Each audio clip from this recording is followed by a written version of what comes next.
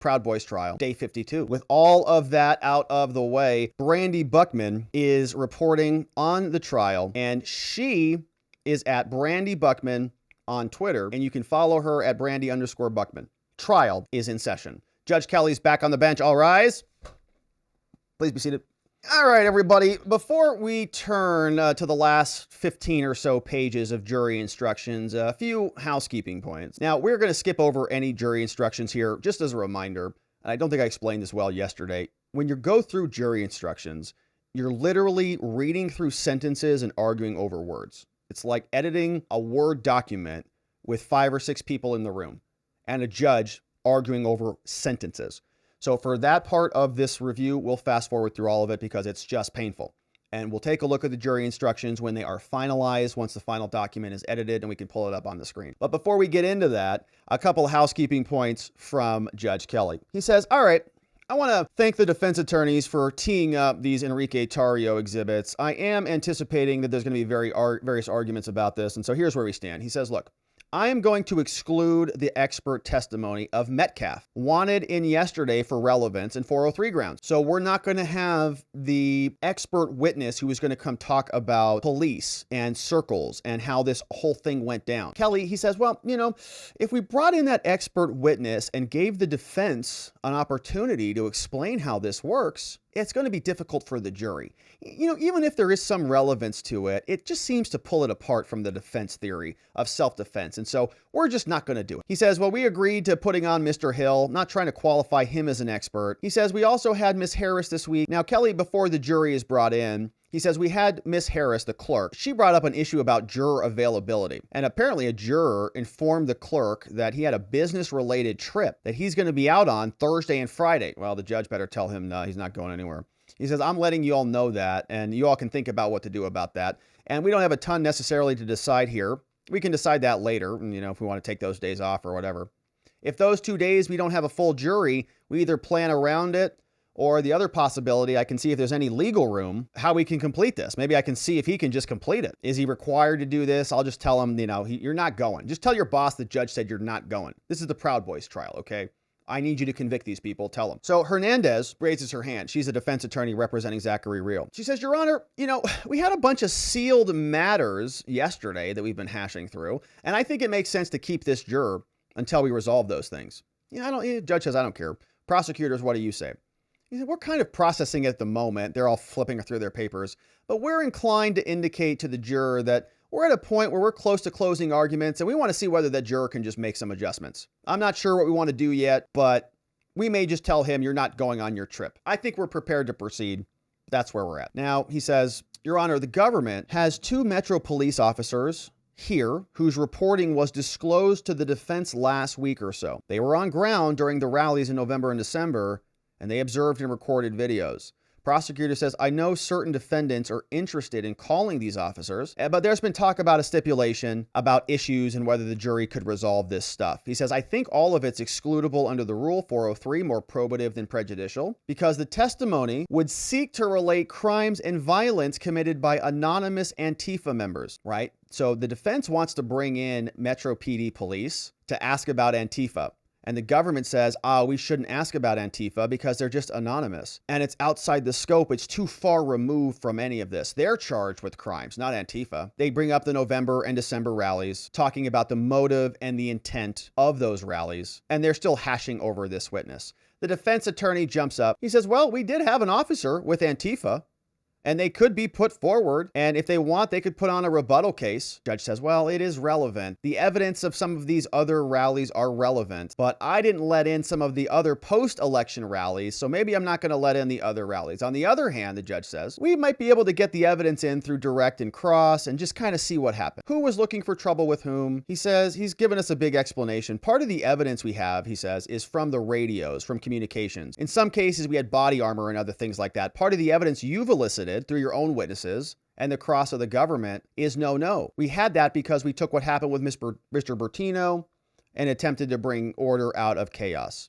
Says, I can't say the evidence is irrelevant, but if you want to put on a limited show, I think you can do that. So they're still going through some preliminary matters, and I want to get to the witnesses. Okay, here it is. Now, this is what we're talking about. Roger Roots comes in, and we just read through the motion. with 40 plus confidential human source. Judge Kelly says, oh, hey, Roger Roots, I think you filed something minutes before I took the bench, so I'm not going to burn any time on it this morning. He says, Judge, well, it's kind of an important issue. You know, there's an agency of the federal government that had more CHSs than the FBI. That's why I filed it. It's kind of a big issue. He says, yeah, I saw your motion. I'll say this. There's a lot of things in it that seem like they are internally, factually inconsistent. Can you believe this, Judge? I saw your motion. He just said I didn't read it. I think you filed something before the bench. I'm not going to burn any time on it this morning. He says, well, there's about 40 informants in our case. Yeah, I saw it. I'll say this. Look, there's a couple things in it. It doesn't really seem factually consistent to me. And there's a lot of things that you leap from thing to thing in a way that I'm not sure is warranted. You just keep bringing up these people. And Roots says, well, I want to make a statement on the record. Okay, I filed my motion. And if you're not, before we begin, I want to just make a statement on the record. We're on recording. I want to make a statement. Judge Kelly says no. He says, no, we're not going to do things like that. We're going to do the things that we're prepared to do today.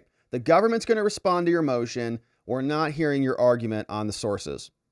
Prosecutor Ballantine says, well, maybe Sunday I could give a response by Sunday. Judge Kelly says, no, that's Easter. Monday. You guys have Monday. Respond by Monday to your source motion. Now we get back to the jury instructions, which they say they should complete today. And we're going to fast forward through the jury instructions, talking about intent. You can see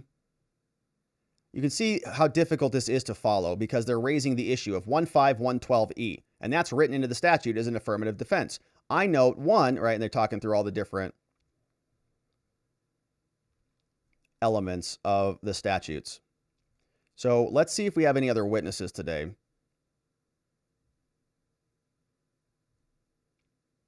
Ten-minute break. Good progress. Kelly says he's going to circulate draft jury instructions to the parties. A few items are going to be bracketed. Good progress. Great. All right, that's good. Jury instructions are just a pain and boring and terrible. They take a 10-minute break, and we're back. Oop, spoke too soon. Technical problem. And now we're back. Now we have another witness. The defense calls Stephen K. Hill for Dominic Pezzola. Hill takes the stand. He's an older gentleman, quite tall and thin, very neatly shorn gray hair and beard, dark suit jacket, light dress, shirt and tie.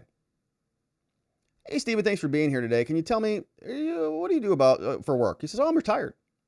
Well, what'd you do before you retired?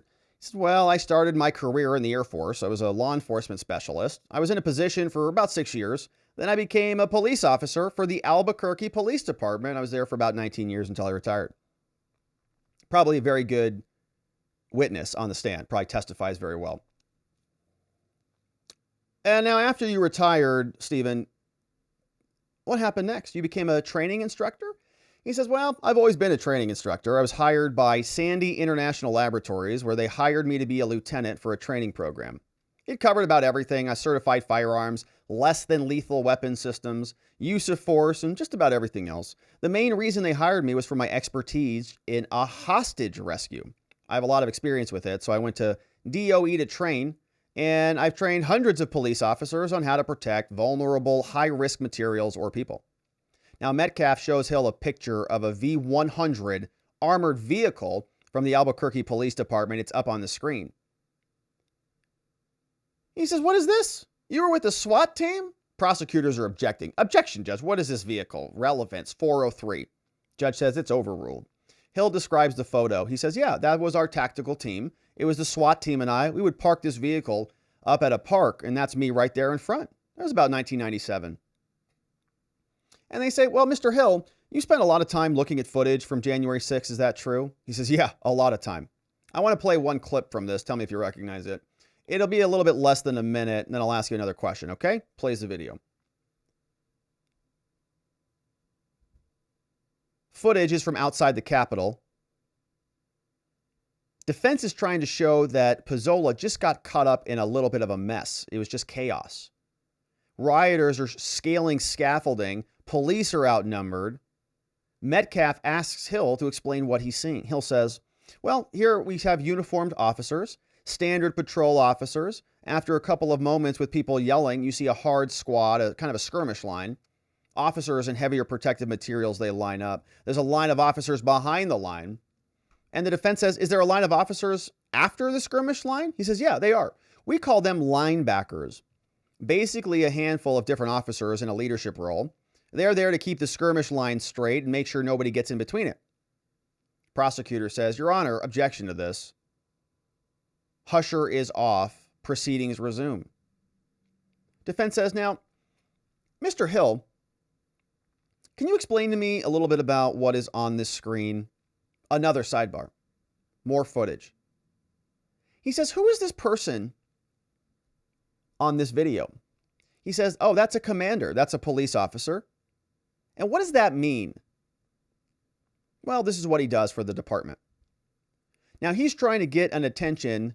Who is this guy? What is he doing? He says that gentleman is trying to get to the attention of a team of officers. What is that officer doing? He's giving a physical circle, the wagons gesture, to get someone's attention and pointing at the crowd. So he's making some hand gestures in the video. He says, who's this person? That's Pezzola, Dominic Pezzola, Proud Boy defendant. He's in the footage now in the middle of a thick crowd of people. Officers are trying to keep people back. Defense says, who is this person? He says, that's another officer who's on the ledge. Plays the video forward. He says, who's that? That's another officer at the top of a stairwell. Who's this? That's another officer near the scaffolding. And who's that? How many officers are total there, Hill? He says about 3 or 4 in the area. Now, there's another man making gestures. Who is that? He says, that's Inspector Lloyd. And he's pointing at the officers? Yeah, directly at him. He says one officer has his shield up between the crowd and himself. He's using it to ensure no one throws anything at him. Now, what about the officers next to him? She has a less than lethal weapon. He uses some technical name. Is that like similar to a rifle? He says, yeah, but less than lethal. Now, there's another commanding officer standing in the group. They play the video forward. And then by about 1, Hill says, now we're prepared to shoot less. They prepared to shoot less than lethal rounds. Camera pans from the crowd. Screen is flicking off officers screaming, F you. Hill says the crowd was angry, very pissed. And after officers fired less than lethal rounds into the crowd got animated, right? Very angry. They're standing around. Cops start firing off projectiles. They start getting angry. Hill says a man named Joshua Black is hit in the face. Now, the crowd, according to Metcalf, he's trying to make the argument they got whipped into a frenzy. The police started it. The crowd was standing around until they started lobbing off projectiles. Hill's sitting there testifying. He says, yeah, the crowd is yelling, says they shot him in the effing face. They just shot him in the effing face. And now the jury sees the footage. Blood is on the pavement. Black is spitting blood into a water bottle as a woman washes his face off. Woman identifies herself as medically trained. The video continues. Black is seen, MAGA hat on head, camo hoodie on, gloves, sunglasses, clutching his face, shot by the cops. Defense says, who's this person helping him clean his face off? He says, that's Ryan Samsel. The video plays forward. The crowd around him is screaming at an officer. Hill says, you'll notice that one gentleman puts rubber gloves on. He's trying to put gauze inside of Black's mouth while he's going in there. Looks like he's trying to remove the munition in there.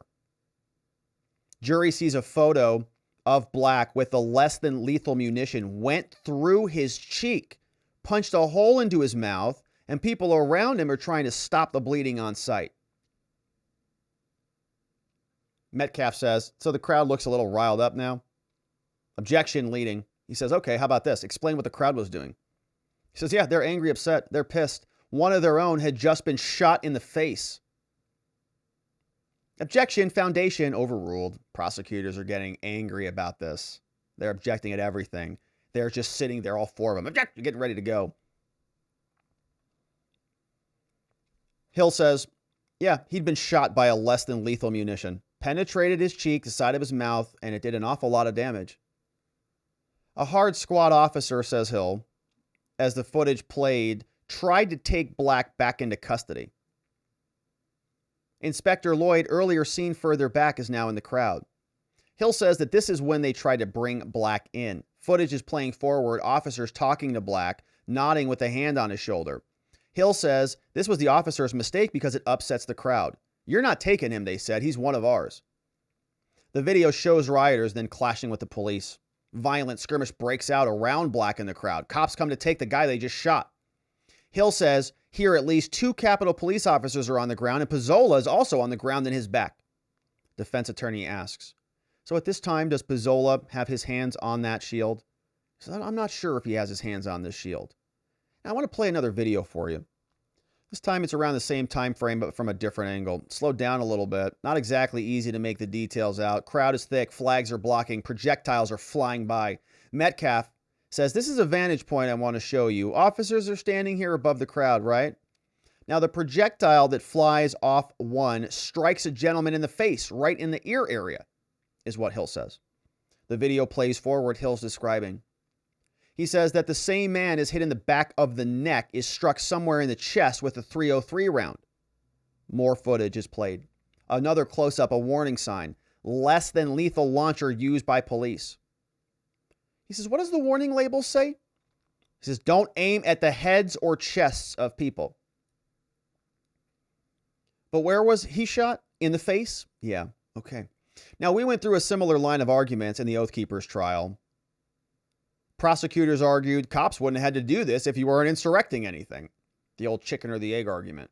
Maybe there wouldn't have been an insurrection if you didn't file, or maybe there wouldn't have been a riot if you weren't lobbing projectiles into a crowd and then trying to take people who you shot in the face. In the next clip, Hill says Lloyd is using the circle the wagons gesture to get officers situated above the crowd to fire down. Objection, foundation, probably calls for speculation. You don't know what the officers are doing. Cops may have been shooting down, but you can't prove that, so the objection is sustained. Witness Hill says Lloyd is looking up at the team, holding the less than lethal weapons. Defense plays the video, says listen to the sound in this video and tell me what you hear. They're screaming and yelling in the video. Hill says, I hear something. Someone is saying something at the same level of the camera. Whoever he says is, it's directing the targeting of people at the bottom. It's identifying the description of an individual, telling a person with less than lethal to engage them. He says, do you hear that? He says, yeah. Prosecutor just objected to this, arguing to shoot down on the crowd. You haven't proven that, so he's walking him through it. Did you hear what they said? He said, yeah, I did. It said, target the people at the bottom. Use less than lethal to engage them. You heard that, right? Yeah. And after you heard that message, did you hear any shots go off? Hill says, former police officer, says, you hear pop, pop, pop of shots. And then you hear someone say, boom, boom, boom, as rounds impact. So the cop is shooting. Pop, pop, pop. It hits. And he says, boom, boom, boom. Got him. Boom, boom, boom. Got him. Shooting from the top. Boom, boom, boom. Now I can hear thwunk of munitions. And she's having a difficult time hearing some of the video because she's in the media room. They break for lunch. And they come back. Back in the Proud Boys trial. And, of course, it's back under seal once they return from lunch. Back under seal with nobody is seeing what's happening. Now, apparently, Pezzola has a Give, Send, Go, raising money. So shout out to Pezzola if you want to go find a Give, Send, Go. You can help support his legal funds. The courtroom is unsealed again. Public sessions back in. Direct examination of Hill continues. Defense attorney says, all right, Mr. Hill. Now, this is going to be quick. I want to focus on one man who is hit by what you said was a pepper ball.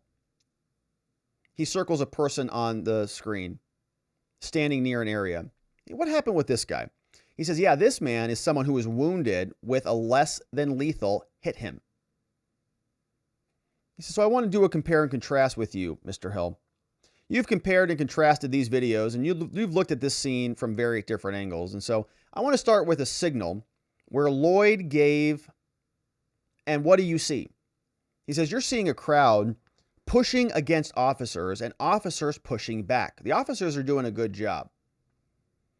And he says, well, you're not qualified as an expert. Even he has a lot of expertise. He's still not doing a lot. He's still not qualified as an expert on this topic.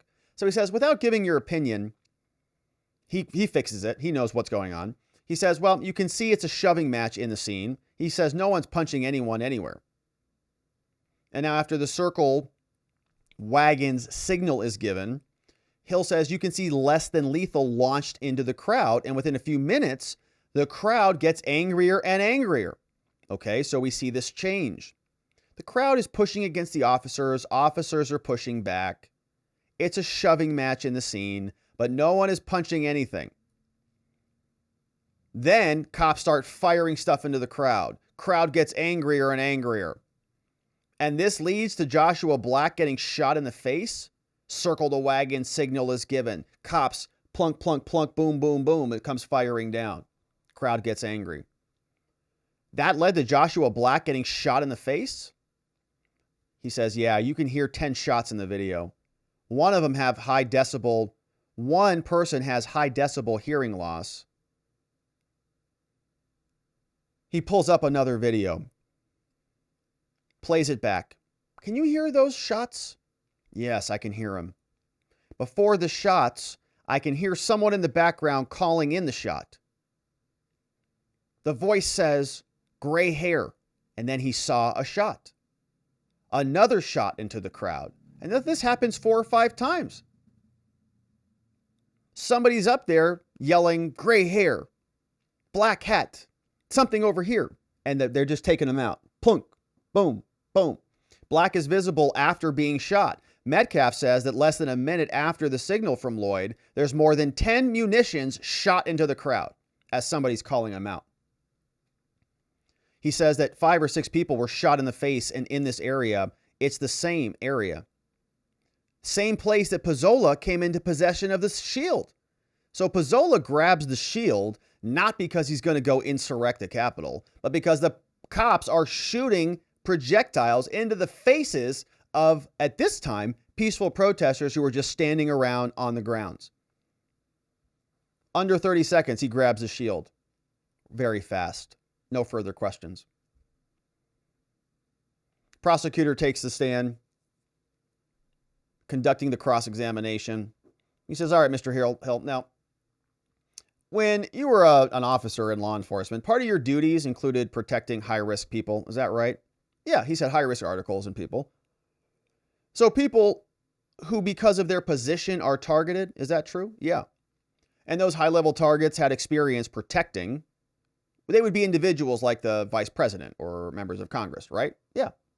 And you understand, prior to the videos being shown today, that rioters use force to make their way onto restricted grounds? Objection, scope. Kelly says, okay, for now, I'll let you get into it. He says, now you understand that a number of different things happened prior to the events in the videos that you saw today, right? Yeah. And the video you saw earlier, it's from a vantage point that was looking down on the plaza. Was it your position that it was impossible for members of that crowd to turn around and leave? Objection. Sidebar over. Prosecutor is corrected. He comes back. Now, these people are facing towards the Capitol building, and they're not facing the other way as if to leave. Is that true? Yes. So they play the video again. Not much stopping this time. Rioters are screaming, shoving fingers in their face. He says, how many rioters are here? Well, in the video, there's about 500. And how many officers? About 50 or 60. So they were pretty badly outnumbered, right? Yeah, they were pretty badly outnumbered. Because for some bizarre reason, all of the security at the Capitol was rejected.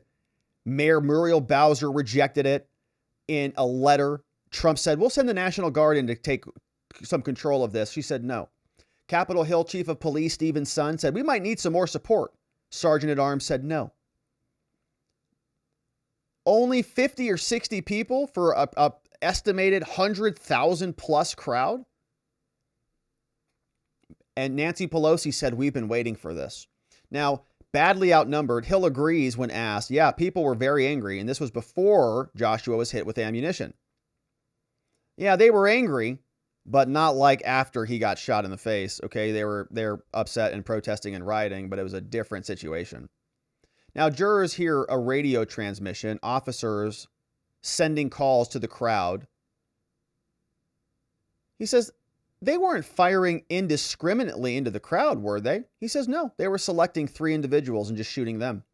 Nothing in the video suggests that the officers were firing at random, though, right? Right. And there's no way to tell in the video what part of the body the officers are aiming at. He says, yeah, that's true.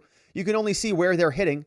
There's no laser designator. Correct. They're just shooting it. It's hitting them in the heads. So now the crowd is facing towards the officers, right? Toward the Capitol. Yeah, the majority are looking at the skirmish line. Several others are looking up at the less than lethal team above them. Prosecutor says, I want to bring this video up and show you what is here. It's the video where Joshua Black is hit in the cheek. He says the crowd is already clashing with the police, right? And he hasn't been shot yet, right? Yes, it's not happened yet. And the crowd's getting pretty forceful with officers. He says, yeah, there's a lot of pushing and yelling. That's right. And you understand in the layout of the scene that these officers are separating the crowd for the Capitol? He says, yeah, that's the purpose of the skirmish line. Now, there's a man at the skirmish line hosting a large flag on the video. He's hit with ammunition and he falls back. Hill says, it had to have hurt. And Mulrow says, yeah, that's the purpose of the projectile. It's to deter people. So another man in the same video, same time frame, same location. He's hit twice and he continues to advance. Plays the video again, drawing attention to a man who's hit in the brim of the hat with a beige jacket. Hill says, yeah, by the face. Yeah, hit at the brim of the hat by the face. And he moved away, right? Yeah. I want to play another video. And it's a transmission from the police. They're saying, they're throwing poles. I have less than lethal target. The base of the subject, baseball hat and axe handle. And the subject with the gas mask and an American short. American flag. He's assaulting an officer now. Right, yeah, they had baseball hats, axe handles, and flag poles. These were all the violent weapons, axe handles, and water bottles also. So the prosecutor says, you see the man grabbing an officer by the throat? Is he wearing an American flag and a gas mask? Yeah. And it's here we see Pezzola jump into the fray and grab the shield? He says, yeah, I see him in the fray. He's bringing himself there, though, right? Objection. He's coming into the crowd. He's not being shoved from behind. I don't know. A lot of people are being pushed from behind, so I don't know. You see camera crews trying to get in there. They are diving in for a great shot. I don't know what it is, Hill says. Everybody's pouring into the building, taking photographs, and those people didn't get charged. Now, more police radio transmission is played. Jurors hear officers send up warning that rioters are not backing down, not stopping the assault. So it's a bunch of cops, we're under attack, man. They're killing us all. We're all dying here. And they just play it over and over and over because why not? Now the prosecutor asks about the people giving care to Joshua Black, who got shot in the face. He says people further back in the crowd, they can't see the extent of this injury, right? So they can't get mad because of this shot in the face. They didn't know about it. He says the people giving him care are not flying into a rage, stealing shields, are they? He says, no, these guys stop what they're doing. There's a lull in the action and they're rendering aid for a gunshot wound and they're doing a pretty good job.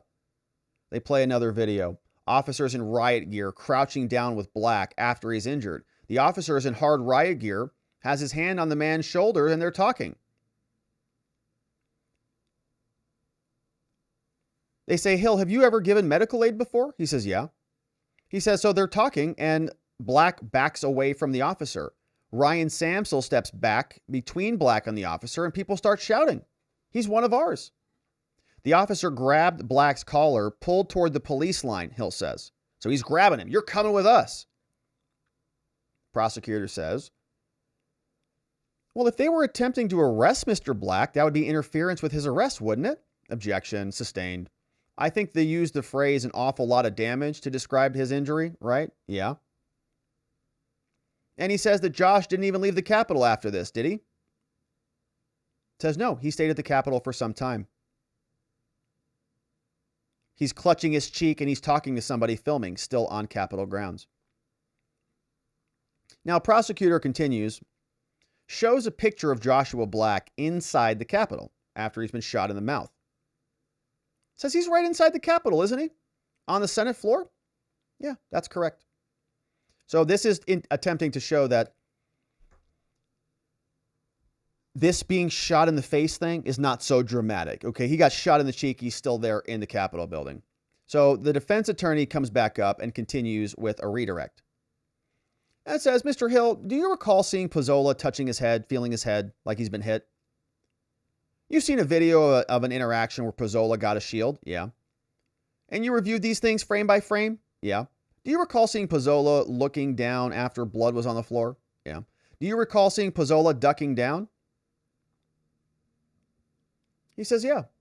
I want to show you this video with Ryan Samsel. That's the man who put his arm between the officer and Black? Yeah. And what did the officers do when the officers picked up Black? He stepped in between them. And what did people do around them? Well, they're trying to pull Black away from the officer. Brief sidebar. Now, this video is super slow-mo. Can you ID my client, Dominic Pezzola, here? He says, yeah, I can. And what's he doing? He says, first he covers his head. He's ducking as if he's protecting his head with his hands. More footage is played. Slow-mo. He stops it. He says, what happened right here? What are people doing? He says some people are looking up at the officers above them as they prepare to fire munitions. It's like the Boston Tea Party, man. They're sitting there and the police are down upon them preparing to unload. Defense says, should it matter if a couple of shots were good or bad? Objection sustained. No further questions. Now the jurors are excused. Judge Kelly says, before we break, attorneys, jurors, you're free to go. Thanks for your attention. We do want to get to the Tario law enforcement exhibits. Defense attorney Jerigwai for Enrique explains, we're ready to go. Judge, if you'll allow it, I'll make a brief argument for something that you ruled out earlier, but we're ready. Kelly says, now I want to talk about scheduling. How much time do we have left? He says, how long will the reading of exhibits take? He says, I don't know, about 30, 35 minutes, depending on how many you allow in. 40, 45 maybe? A minute per exhibit. We got 46 exhibits, so how much? Judge says, are we getting to Carmen Hernandez's investigator today? Well, I think we could. He says, well, I know we have a hard out today at 5 p.m., but let's get as far as we can. Carmen says, my witness has been here all afternoon. Kelly's looking at the prosecutor's table. They talk about 3 exhibits now for Shane Lamond, a suspended police officer. Multiple layers of hearsay are being argued. Kelly will let Tario's team admit other exhibits, actually, most of them. And now they're talking about scheduling. Can we be done by the 17th? Well, there's a big difference here. Talking about reading exhibits. Tario's intern is very smiley. Wow, big day in court. Intern's having fun. Shout out to Enrique Tario's intern. Doing a great job. Shout out to the defense interns out there. Prosecutor interns, have a nice life. Brandy says, as she continues, these are messages between Tario and the MPD. Tario is communicating with the police. And they're actually talking about November dates, January 16th dates, February 2020 dates, February 28th dates, tons of exhibits, all the way leading up into October 13th. Text is going fast. She's typing away. We're getting closer to January 6 exhibits, all being read into the record. Do you have any info on planned Saturday night events? Tario says March at 6 p.m. That's the December date. We're still in December. Now January 4th. What are you guys doing on January 4th? Staying at the Phoenix Park Hotel. Shane Lamond confirms that. All of these exhibits are read in. Hernandez is up. She says there are 2 items, Judge, that we need to talk about. talking about admissibility of some information. And I wonder to see if we get to Carmen's next witness. So they're still debating about some of this evidence. Now the jury is brought back in. We have another stipulation that's being read into the record. Here's what they're telling us about Zachary Real. The parties agree. Carmen Hernandez is reading this into the record for the jurors. She says, I want to tell you a little bit about my client, okay? Zachary Real enlisted in the Marine Corps 2008, honorably discharged 2012. 2010, promoted from private first class to E2 Lance Corporal E3. Later promoted to Corporal E4. Real earned a Marine Corps Good Conduct Medal, his unit awarded commendation as a traffic management specialist. His responsibilities included shipping equipment to Marines overseas. Real suffered a lower back injury during a time on a traffic management team, shoulder injury on an obstacle court. Injuries led to an honorable discharge. Attended Temple University, GI benefits, earned a bachelor in business administration. Innovation in management, 3.5 GPA, didn't attend a rally in the DC, wasn't at the Airbnb on 1-5, and was present at the location at the plaza. Was not present at the location when Charles Donahue threw a water bottle at the officers. Was present in a different area. Real's phone shows metadata that says his video was taken at 1:25. He was not present on the Upper West Terrace. And between these times, he was not present when that window was shattered. This ends the stipulation. The judge says, I can report to you, ladies and gentlemen, the end is in sight. Says, we're not sitting on Friday or Monday. So we've got nothing going tomorrow. We'll start on Tuesday at 11 a.m. and the rest of the week we'll be conferring and letting you know what is coming. Judge says, things are in flux here, but we'll let you know what happens next week. Thanks for the evidence. Now, attorneys for Joe Biggs and Tario, they say, we're done. We've presented all of our evidence. Hernandez says we still have motions that we want to put forward. Nick Smith says we're not quite done yet. And Roots still has the foremost window expert. Judge Kelly says, hey, Roger, are you done with your motions? Is that your last motion in the case? He says, no, not even close. What are you, nuts? Emphatically, no, Judge. No. We're just getting warmed up over here. Thanks for asking, though. No, we have a process server on Ray Epps, and we are not giving up on Ray Epps. He's dodging service, says Roots. If he's here on Tuesday, maybe we'll hear from him. Guess what? Ray Epps is not going to be here on Tuesday. So there is a subpoena that looks like it was validated, but the service by publication was not validated. So Ray Epps will very unlikely, be appearing in court. He's dodging service. Kinnearson, the prosecutor, says, this Roots witness, the window expert, they've received no information about him. We don't have anything about his resume or his name. He's going to bring in a window expert to tell us that probably the Capitol building windows were made out of that movie glass. You just sniff at it and it breaks. And we'll propose to exclude that on the basis. He says, well, it sounds like we might have evidence conclude on Tuesday. Wow. Roots isn't happy. He says, Your Honor, the government lied in this case. They misrepresented evidence about the window expert. He says the government put on false evidence. And judge says, no, stop, take it easy, Roots. That's not correct at all. He says, you've used the wonder of cross-examination and hopefully the truth emerges. You have a right to put on fact evidence in your case, but the question is whether providing notice, like literally today. He says it wasn't today, it was December. Kelly says, but they didn't say they say they didn't get it until today. And they're fighting, and Brandy doesn't catch it. He says, you didn't anticipate the government would try to argue the case? Brandy continues. They talk about the juror scheduling issue next week. Prosecutor tells the court, let's not release him. Advise the juror that maybe they can shift their commitment. Tell him you're not going on your trip. Hernandez is still talking about the schedule. Kelly said, we'll now know by Tuesday if the defendants may testify. Is Zach Real going to testify? We don't know.